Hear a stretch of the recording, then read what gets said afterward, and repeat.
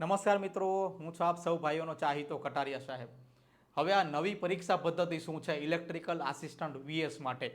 તો કે GUVNLએ લેટર બહાર પાડ્યો છે, જેની અંદર એવું કીધું છે કે હવે તમારે જે એક્ઝામ દેવાની છે લેખિત પરીક્ષા, એ 100 માર્કનું લેખિત પેપર હશે, જેની અંદર તમારે પોલ ચડવાના માર્ક ગણાશે નહીં. ફક્ત ને ફક્ત 50 સેકન્ડની અંદર તમારે પોલ ચડી જવાનો.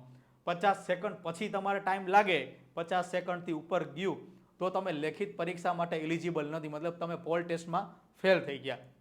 એટલે આ એક ટાઈમ વધારે આપ્યો છે એ સારી બાબત છે. અને ખાસ કે હવે જે પેપર છે એ તમારું 100 માર્કનું થઈ ગયું છે. અને GUVNL બધી જ કંપની માટે એક સિલેબસ બહાર પાડેલો છે કે બધી જ કંપનીનો જે સિલેબસ છે PG, MG, UG, DG, GETCO જે પણ કંપની છે ઇલેક્ટ્રિકલ આસિસ્ટન્ટ માટે, બરાબર છે. તો હું તમને સિલેબસ સમજાવીશ કે સિલેબસ છે શું. આ સિલેબસ પહેલેથી જે હાલવા આવતો એ જ સિલેબસ છે. કોઈ પણ વસ્તુ 1% વધારાની થઈ નથી, બરાબર છે. પણ ફરીથી મારે તમને સમજાવી દેવું છે કે જેથી તમને ખ્યાલ આવે કે કઈ રીતે આ સિલેબસ છે. તો મેં જેમ તમને કીધું એમ પહેલાં છે એ ફિઝિકલ ટેસ્ટ લેશે, જે મેં તમને કીધું કે 50 સેકન્ડની અંદર તમારે પોલ ચડી જવાનો. જો 50 સેકન્ડથી ઉપર તમારે ટાઈમ લાગશે તો તમે ફેલ ગણાશો, લેખિત પરીક્ષા આપી શકશો નહીં. ત્યાર પછી હવે લેખિત છે મતલબ કે રિટન ટેસ્ટ, બરાબર છે. તો આ રિટર્ન ટેસ્ટની અંદર શું હશે?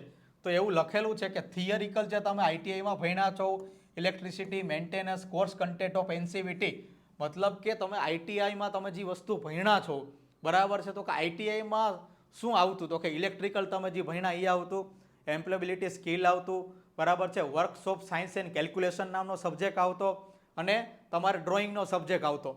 તો આ તમારું છે NCVTનો સિલેબસ થઈ ગયો.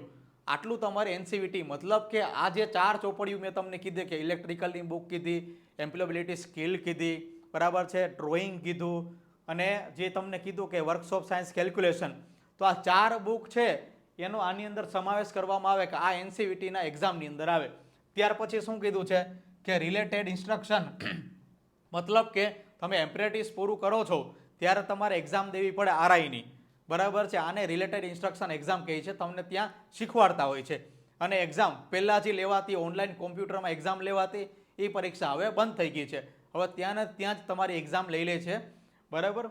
હવે ત્યાર પછી શું કીધું છે કે the return test will also include the picture of electrical equipment, મતલબ કે તમને આની અંદર સિમ્બોલ પૂછશે, જે પહેલાં પણ પૂછતા આવતા હતા અને હજી પણ પૂછશે.